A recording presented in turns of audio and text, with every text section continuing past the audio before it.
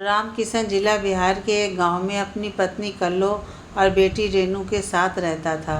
पिछले साल उसके गांव में पड़े भयंकर सूखे के कारण उसके खेत की पूरी फसल बर्बाद हो गई और तब उसने गांव के मुखिया ठाकुर से बीज, खाद, सिंचाई आदि के लिए जो कर्ज की रकम ली थी उसे वापस न कर सका। उधर सूखे की मार से पीड़ित उसका अपना परिवार दाने दाने को मोहताज हो गया। जब घर की हालत बद से बदतर हो गई और भूखों मरने की नौबत आ गई, तब मुखिया ठाकुर के कहने पर ही रामकिशन ने थोड़ा और कर्जा ले लिया।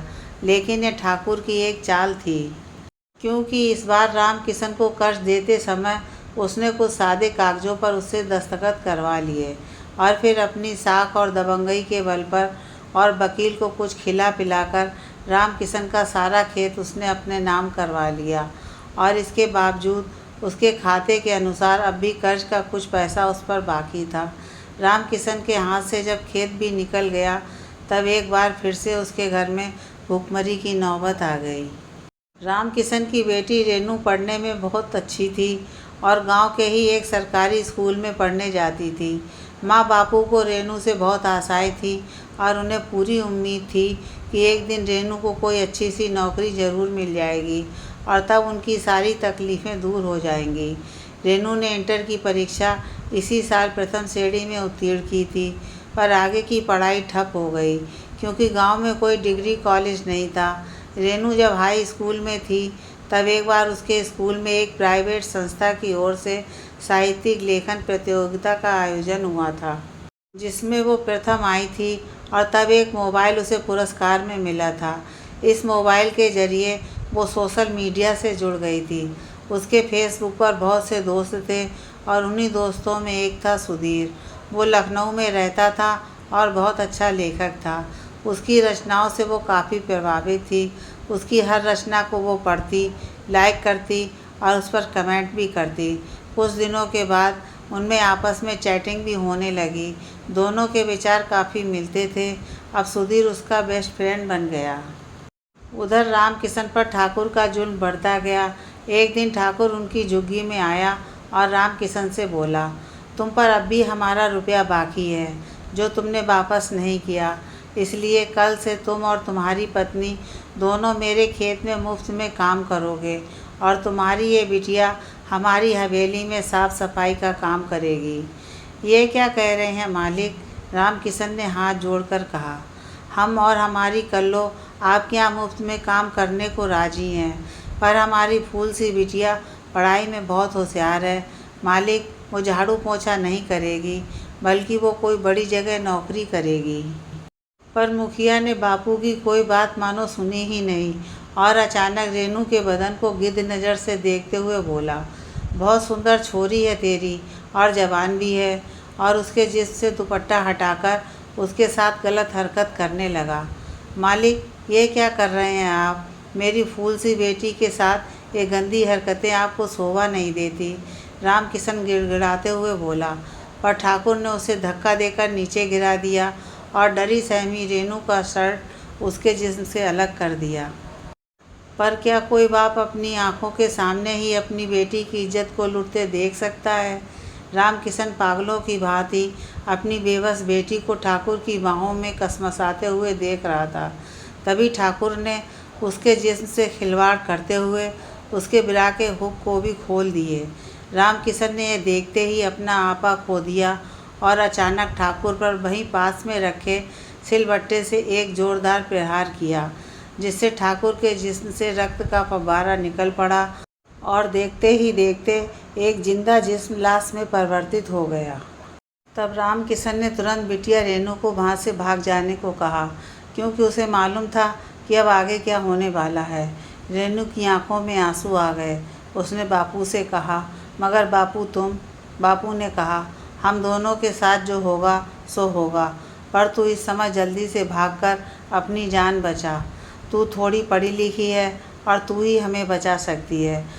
अगर तू भी फंस गई तो ये तेरे पर भी कोई झूठा इल्ज़ाम लगाकर तुझे भी जेल भेज देंगे और तेरी पूरी ज़िंदगी बर्बाद कर देंगे। इसलिए बेटी, तू तुरंत अपने किसी दोस्त के यहाँ चली जा जो तेरी कुछ मदद कर सके। यहाँ तो पुलिस वही करेगी जो ठाकुर के घर वाले चाहेंगे। बेटी, एक तू ही अब हमारा सहारा है, पर यह समय कुछ भी सोचने समझने का नहीं है। इसलिए बेटा, इसके पहले कि किसी को कुछ पता लगे और पुलिस यहाँ आए, तू जल्दी से निकल जाए यहाँ से। रामकिशन ने अपनी बेटी को सीने से लगाते हुए कहा, और तब रेनू ने जल्दी से अपना बैग और मोबाइल लिया और जैसे तैसे भागती हुई स्टेशन पहुंची, जहां इत्तेफाक से लखनऊ को जाने वाली ट्रेन छूटने को ही थी। वो तुरंत ट्रेन में बैठ गई और अपने दोस्त सुधीर को, जो लखनऊ में ही रहता था, उसे अपने आने की सूचना दे दी। शाम को लगभग 5 बजे उसकी ट्रेन लखनऊ स्टेशन पर पहुंची। स्टेशन पहुंचते ही उसने सुधीर को फ़ोन किया कि वो लखनऊ पहुंच गई है और प्लेटफार्म नंबर 3 पर उसका इंतज़ार कर रही है। सुधीर ने उसे 10 मिनट इंतज़ार करने को कहा, लेकिन 1 घंटा बीत जाने के बाद भी सुधीर स्टेशन न आया। ऐसी विषम स्थिति में उसको कुछ भी समझ में नहीं आ रहा था कि अब वो क्या करे और कहाँ जाए। वो बार बार सुधीर को फ़ोन कर रही थी, पर हर बार स्विच ऑफ होने की सूचना उसे मिल रही थी। पैसे भी उसके पास नहीं थे। वैसे तो सरकार और बहुत सी समाज सेवी संस्थाएं हैं जो मुसीबत में फंसी लड़कियों को मदद करने का दावा करती हैं, पर उसे इस समय ऐसा प्रतीत हो रहा था जैसे मदद के नाम पर सिर्फ धोखा है यहाँ, वरना सीधे कहीं जाकर अपनी विपदा बता देती और 2-4 दिन ठहर जाती। सुधीर का मोबाइल क्यों बंद था, उसके कुछ समझ में नहीं आ रहा था। पुलिस की मदद लेने से भी वो डर रही थी, क्योंकि वो घर से भागकर आई थी और बाबू ने मुखिया का खून कर दिया था। उसने फिर सोचा, पता नहीं किस हाल में बापू और माँ होंगे, और अब तक तो शायद दोनों को पुलिस ने थाने में बंद भी कर दिया होगा और मेरे को भी पुलिस तलाश रही होगी। रिपोर्ट तो ठाकुर के घर वालों ने अपने हिसाब से ही लिखवाई होगी, खूब बढ़ा चढ़ा कर, और हो सकता है मेरे को भी फंसा दिया हो कि मैंने ही कुछ गलत किया होगा उसके साथ, क्योंकि गांव में तो अक्सर ऐसा ही होता है। यही सब सोचते सोचते 2 घंटे और बीत गए, पर सुधीर का मोबाइल अब भी बंद था। इस समय शाम के 7 बज चुके थे। एक अकेली लड़की प्लेटफार्म पर 2 घंटे से बैठी थी। तभी कुछ पुलिस वालों को देखकर उसे डर लगने लगा कि अगर उन्होंने उससे पूछ लिया कि वो कहाँ से आई है और उसे कहाँ जाना है, तो वो क्या जवाब देगी। फिर तो ये पुलिस वाले कहाँ ले जाएं उसे और क्या करेंगे उसके साथ, यह सोचकर ही वो काँप गई। और कहीं कुछ मनचलों की नज़र में अगर वो आ गई, फिर तो और भी बुरा हो सकता है उसके साथ, क्योंकि यहाँ तो उसे बचाने वाला भी कोई नहीं है। उसने तुरंत वहाँ से कहीं और चले जाने में ही अपनी भलाई समझी। इसलिए जल्दी से वहाँ से भागकर वो प्लेटफार्म से बाहर आ गई, जहाँ टिकट मिलते हैं। भीड़ वहाँ भी बहुत थी। फिर एक कोने में एक खाली सीट देखकर वो वहीं पर बैठ गई। इस समय उसे बहुत ज़ोर की भूख लगी थी, मगर उसके पास खाने को पैसे नहीं थे। उसने सोचा, अगर इस समय किसी माफिया की नज़र उस पर पड़ जाए तो वो क्या करेगी। वो उसे भोजन पानी भी देगा, ऐशो आराम की सारी सुविधाएं देगा और मेरे से गलत काम भी करवाएगा, और मजबूरी में शायद उसकी हर बात मानने के सिवा मैं कुछ कर भी नहीं पाऊँगी। किसी महिला सुरक्षा केंद्र में अगर मैं चली भी गई तो वहाँ भी मेरी मजबूरी कोई नहीं समझेगा, और या तो मेरे जिस्म का शोषण होगा या सीधे मेरे को पुलिस के हवाले कर दिया जाएगा। अगर मैं किसी मंदिर में जाकर अपनी आप बीती सुनाऊं तो वहाँ भी किस पर भरोसा करूं। क्या भगवान के ये भक्त मेरे दुख को समझेंगे। और अगर किसी विधायक या सांसद के घर जाकर अपनी आप बीती सुनाऊं और मदद मांगूं तो क्या वहाँ से कोई मदद मिलेगी मुझे तो यही समझ में नहीं आ रहा था कि इनमें से कोई भी ऐसा नहीं जो सच्चे दिल से मेरी मदद करेगा। तभी एक बार फिर से उसने सुधीर को नंबर लगाया, लेकिन अब भी उसका फ़ोन स्विच ऑफ था। तब जल्दी से उसने व्हाट्सएप पर एक मैसेज टाइप किया, मैं बहुत परेशान और डरी हुई हूँ इस समय, और इंक्वायरी ऑफिस के पास एक कोने की सीट पर बैठी हूँ और मैंने लाल रंग का टॉप पहना हुआ है। तुम कहाँ हो और तुम्हारा मोबाइल बंद क्यों है। और ये मैसेज सेंड कर दिया है। कोई आधे घंटे और बीत गए उसे यूं ही बैठे बैठे। तभी एक लड़का उसकी बगल में थोड़ी सी जगह देखकर उससे सटकर बैठ गया। रेनू गुस्से से बोली, यहाँ कहाँ जगह है, कहीं और जाकर बैठो।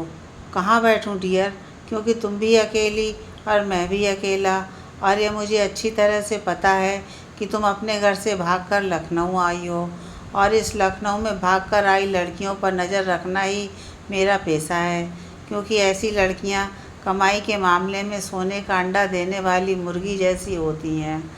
क्या बक रहे हो? मैं भागकर नहीं आई हूँ, बल्कि बापू ने खुद मेरे को यहाँ भेजा है और मैं यहाँ अपने दोस्त से मिलने आई हूँ, और उसने मेरे लिए यहाँ एक नौकरी देख रखी है, और साथ ही मेरे को बीए में एडमिशन भी लेना है। ओह, तो मतलब तुम्हें नौकरी चाहिए? फिर तो समझ लो कि तुम्हारी नौकरी आज से ही पक्की। पैसे पूरे के पूरे 10,000 महीना, और साथ में रहना खाना भी फ्री। क्यों, कम तो नहीं है? नहीं, पर मेरे को तुम्हारे साथ काम नहीं करना है। मेरा दोस्त सुधीर बस आता ही होगा, शायद किसी ज़रूरी काम में फंस गया है, वरना अब तक आ गया होता। तुम्हारा दोस्त नहीं आएगा अब, क्योंकि ये लखनऊ है। यहाँ अक्सर ऐसी लड़कियाँ आया करती हैं और फिर सेक्स रैकेट में फंसकर अपने जिस्म का धंधा करने लगती हैं। क्या तुम भी इसी धंधे से जुड़े हो? आप कैसी बात कर रही हो? अगर मैं लड़की होता तब ना ये धंधा करता। मैं आपको यहाँ एक होटल में डांस का काम दिलवा दूँगा। वहाँ सिर्फ डांस करना होगा आपको, और दर्शकों को अपने हुस्न का जलवा दिखाना होगा, क्योंकि आप बहुत ही खूबसूरत और सेक्सी हैं। और अगर आप लोगों को खुश भी करने लगी, फिर तो ये 10,000 एक दिन के भी मिल सकते हैं आपको। कितना गंदा काम है ये। पर यह भी तो सोचिए, और अगर आपको अपने घर परिवार के लिए पैसों की ज़रूरत हो तो इससे ज़्यादा पैसा शायद ही कहीं मिले। ये तो सही है, पर जो गलत है वो गलत है। मैंने उससे कह तो दिया, पर अचानक मेरे दिमाग में एक भूचाल सा आ गया। अगर सुधीर ना आया तो मेरा क्या होगा? कहाँ जाऊँगी मैं? यहाँ तो लोग मेरे को नोच कर खा जाएंगे और फिर लावारिसों की तरह कहीं सड़क पर फेंक देंगे। अखबारों में इस तरह की खबरें रोज़ ही छपती हैं। इससे अच्छा तो यह होटल का ही काम है। कम से कम पैसा तो मिलेगा, और उस पैसे से अपने बापू को छुड़ा तो सकूंगी। यह सोचते ही अब ये लड़का अचानक उसे अच्छा लगने लगा, और उसे ऐसा लगा जैसे इस लड़के को भी ऊपर वाले ने उसकी मदद को ही भेजा है। लेकिन अगले ही पल उसे एक झटका सा लगा। क्या यही उसकी किस्मत है? क्या इसी के लिए उसने इतनी मेहनत से पढ़ाई लिखाई की? नहीं नहीं, वो ऐसा सोच भी कैसे सकती है? It's very very bad. किन ख्यालों में डूब गई आप? मेरी मानिए तो अब छोड़िए ये इंतज़ार का चक्कर, और चलिए मेरे साथ। फिर देखिए ये ज़िंदगी कितनी रंगीन है। उस लड़के ने गंदी नज़रों से मेरे को घूरते हुए कहा। मैंने कहा, इतनी जल्दी मैं हार नहीं मानने वाली। तुम मेरे से दूर ही रहो, कुछ समझे? और मैं उससे परे हटते हुए बोली, हालांकि वहाँ इतनी जगह ही नहीं थी कि मैं कहीं दूर जा पाती। फिर एक मजबूरी ये भी थी मेरी कि इस समय खुद एक ऐसे जाल में फंसी हुई चिड़िया के समान थी, जो फड़फड़ा तो सकती थी लेकिन कुछ कर नहीं सकती थी। यही कारण था, सब कुछ गलत होने के बाद भी मैं चुप थी। तभी वो लड़का पीछे से मेरे बदन को सहलाने लगा। मैंने कहा, क्या कर रहे हो? सही से बैठो।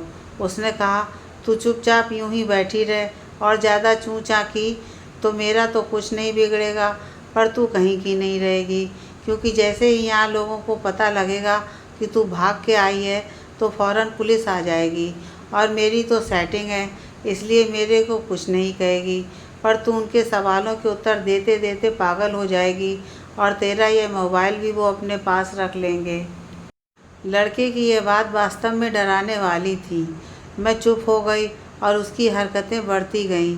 यद्यपि मैं पब्लिक प्लेस पर थी, फिर भी लोगों की नज़रें बचाकर मेरे संग गलत हरकत करने लगा था वो। मैं बहुत परेशान हो गई कि अचानक किसी ने उस लड़के के गाल पर एक जोर का तमाचा जड़ते हुए बोला, कमीने, क्या कर रहा था? और इससे पहले कि कोई बवाल होता, वो लड़का कहाँ गायब हो गया, कुछ पता ही ना चला। तब मैंने घूमकर देखा तो मेरे सामने सुधीर खड़ा था। सुधीर को देखते ही मैं उसके सीने से लग गई। और मेरी आंखों में आंसू आ गए।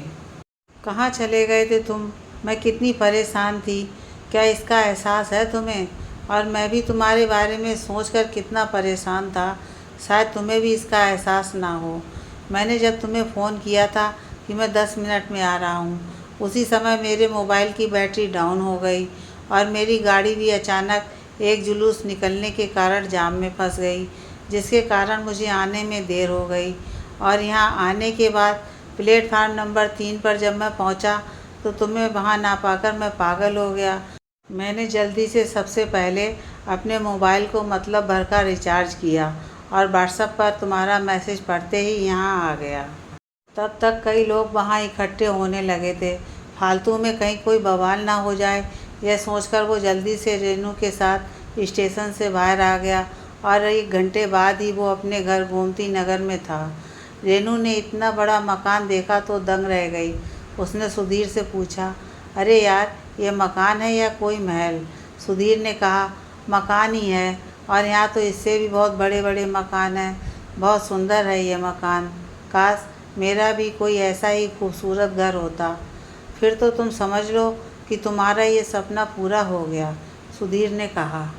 पर इन बातों को छोड़ो और पहले तुम थोड़ा आराम कर लो, क्योंकि बहुत थक गई होगी तुम। इसलिए पहले मैं तुम्हारे लिए चाय बनाकर और कुछ नाश्ता लेकर आता हूँ। क्यों, क्या चाय तुम बनाओगे? क्यों, क्या मैं चाय नहीं बना सकता? अरे, तुम्हें क्या मालूम कि मैं कितनी अच्छी चाय बनाता हूँ। ठीक है, पर मेरे होते हुए तुम चाय बनाओ ये संभव नहीं। तुम मुझे किचन दिखा दो, मैं अभी चाय बनाकर तुम्हारे लिए ले आती हूँ। तो ठीक है, चलो मेरे साथ। लेकिन हेल्प तो तब भी मेरे को करना ही होगा तुम्हारी, क्योंकि तुम्हें क्या पता कौन सी चीज़ कहाँ रखी है। इट्स ओके, रेनू ने कहा और सुधीर के साथ किचन में आ गई। फिर रेनू ने चाय बनाई और सुधीर ने कुछ नमकीन और मीठा निकाल लिया जो पहले से ही घर में रखा था। इन सब को लेकर रेनू के साथ चाय वो अपने बेडरूम में आ गया और रेनू से बोला, लो चाय पियो, नमकीन खाओ, मिठाई खाओ और फिर थोड़ा आराम कर लो। इसके बाद हम लोग आराम से बात करेंगे। रेनू ने कहा, ओके, और दोनों चाय नाश्ता करने में जुट गए, क्योंकि काफ़ी देर से उन्होंने कुछ नहीं खाया था और बहुत भूखे थे। फिर नाश्ता करने के बाद सुधीर ने रेनू से कहा, खुदा कसम यार, क्या मस्त चाय बनाया है तुमने। इतनी अच्छी चाय आज तक कभी नहीं पी मैंने। रेनू ने कहा, थैंक यू। सुधीर ने कहा, ना मालूम क्यों तुमसे मिलकर ऐसा लग रहा है मुझे जैसे तुम बिल्कुल अपनी हो मेरी, इतनी अपनी मानो दिल की धड़कन हो मेरी, चाहत हो मेरी, आरजू हो मेरी, और साथ ही साथ मेरी उम्मीदों से भी कहीं ज़्यादा खूबसूरत और हसीन भी हो तुम। ये कहते हुए सुधीर ने रेनू को अपने सीने से लगा लिया। रेनू से इतने प्यार से उसकी ज़िंदगी में शायद ही कभी किसी ने बात की हो। उसकी आंखों में आंसू आ गए। सुधीर ने कहा, रो मत मेरी जान, और मुझे पहले ये बताओ कि ऐसा क्या हुआ तुम्हारे साथ कि बिना बताए अचानक ही तुम्हारा लखनऊ आने का प्रोग्राम बना, और किन ख्यालों में इतनी गुम हो तुम इस वक्त? रेनू ने कहा, मैं इस समय ये सोच रही हूँ सुधीर कि आज स्टेशन पर तुम अगर मुझे ना मिले तो शायद इस समय मैं किसी और की बाहों में होती और वो मेरे जिस्म को नोच रहा होता। ना ना मेरी प्यारी रेनू, ऐसी बात अब कभी सोचना भी मत। और उसकी आंखों में आए आंसू अपने रुमाल से पोंछते हुए सुधीर ने कहा, मुझे बताओ अब अपनी पूरी कहानी। तब रेनू ने गांव में जो कुछ भी उसके साथ हुआ वह सारी दास्तान उसे बता दी। सुधीर ने कहा, यह तो बहुत ही बुरा हुआ रेनू तुम्हारे साथ और तुम्हारे घर वालों के साथ।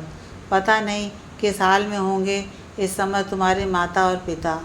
सुधीर, मेरी अम्मा बापू बिल्कुल बेकसूर हैं, लेकिन इस समय ज़रूर वो थाने में होंगे और पुलिस उन पर जुल्म डाल रही होगी, और वो लोग शायद मुझे भी तलाश रहे होंगे इस समय। तुम्हारा कहना सही है रेनू, पर सबसे पहले हमें ये सोचना है कि किस तरह से तुम्हारे अम्मा बापू को थाने से छुड़वाना है। रेनू ने कहा, मेरे पास एक वीडियो है सुधीर, उसमें मेरे अम्मा बापू के बेगुनाह होने के पूरे सबूत हैं। यह कहते हुए उसने अपनी मोबाइल में एक वीडियो लगाकर सुधीर को दे दिया। पूरा वीडियो देखने के बाद सुधीर बोला, ये तो बिल्कुल पक्का सबूत है रेनू।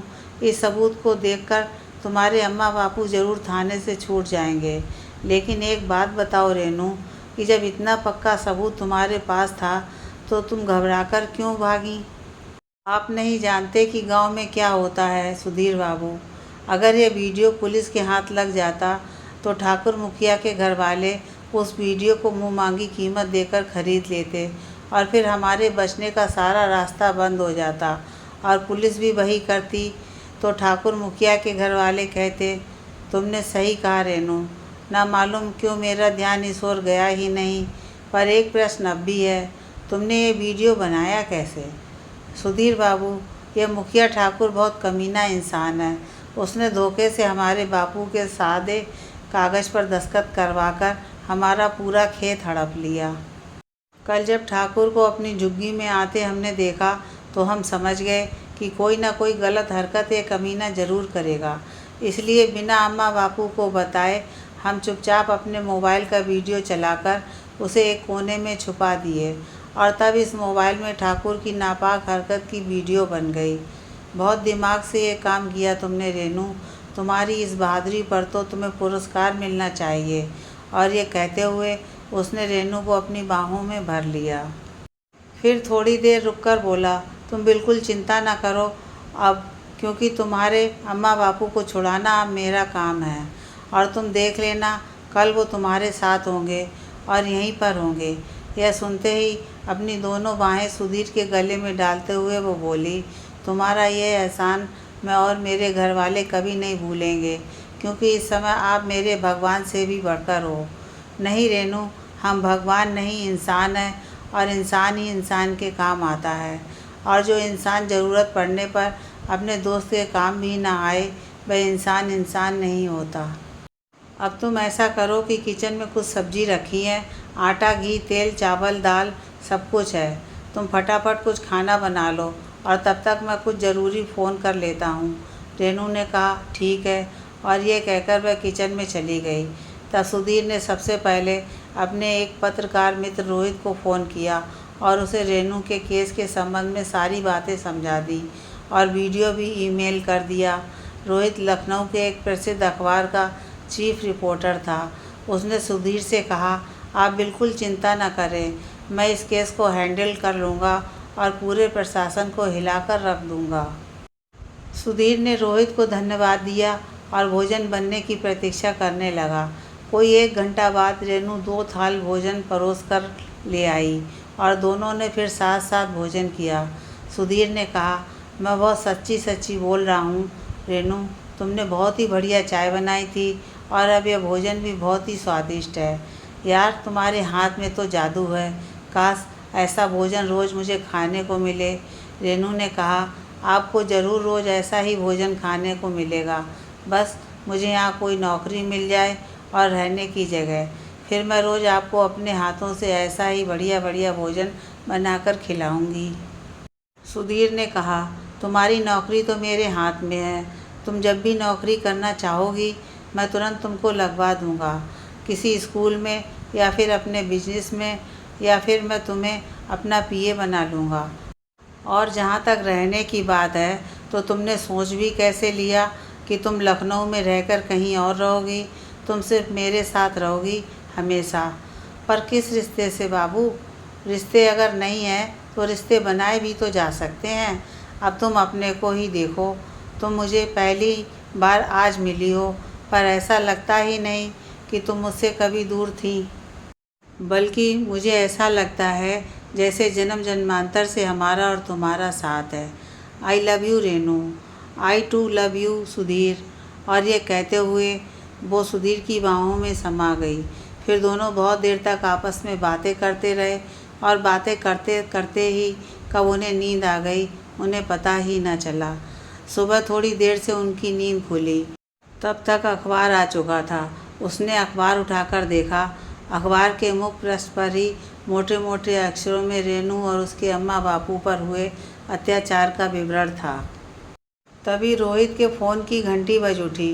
रोहित ने बताया कि रेनू के इस केस के कारण पूरे लखनऊ में तहलका मचा हुआ है।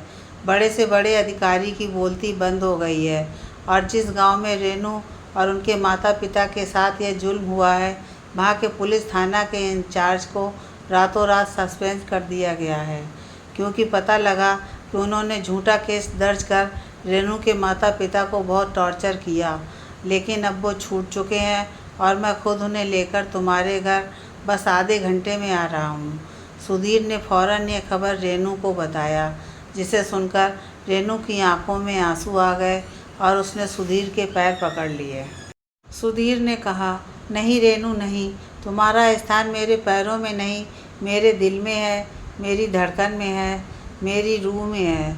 और फिर देखते ही देखते आधे घंटे बीत गए। तभी कॉल बेल बज उठी। रोहित रेनू के अम्मा बापू के साथ उनके घर आ गया। सुधीर ने रोहित से एक कप चाय सबके साथ में पीने का आग्रह किया, लेकिन रोहित ने कहा, अभी नहीं दोस्त, अभी बहुत सारे काम करने हैं। मैं फिर फुर्सत में कभी आऊँगा और तब सिर्फ चाय ही नहीं, खाना भी खाकर जाऊँगा।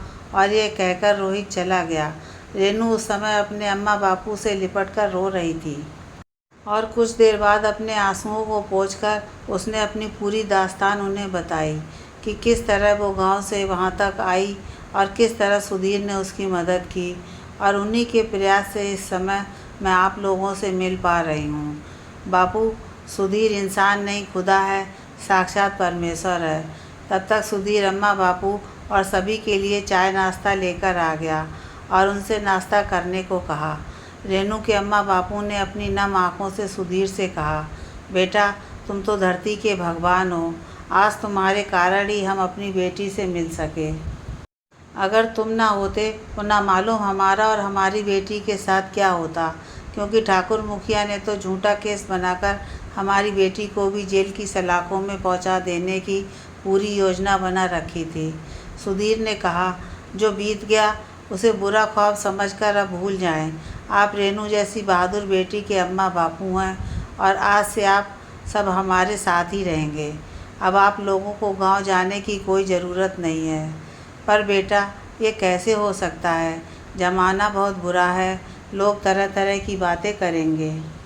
सुधीर ने कहा, कोई कुछ नहीं कहेगा, क्योंकि मैंने फैसला कर लिया है आप लोगों से अटूट संबंध जोड़ने का, अगर आपकी इजाज़त हो तो, क्योंकि मैं आपकी बेटी से शादी करना चाहता हूँ। यह सुनते ही रेनू के अम्मा बापू फपक फपक कर रो पड़े और उनकी आंखों से आंसुओं की धारा बहने लगी। लेकिन ये आंसू खुशी के थे। उन्होंने सुधीर को अपने सीने से लगा लिया और इस प्रकार एक उजड़े चमन में फिर से बहार आ गई। फूल महकने लगे और फिजाओं में रूमानियत छा गई।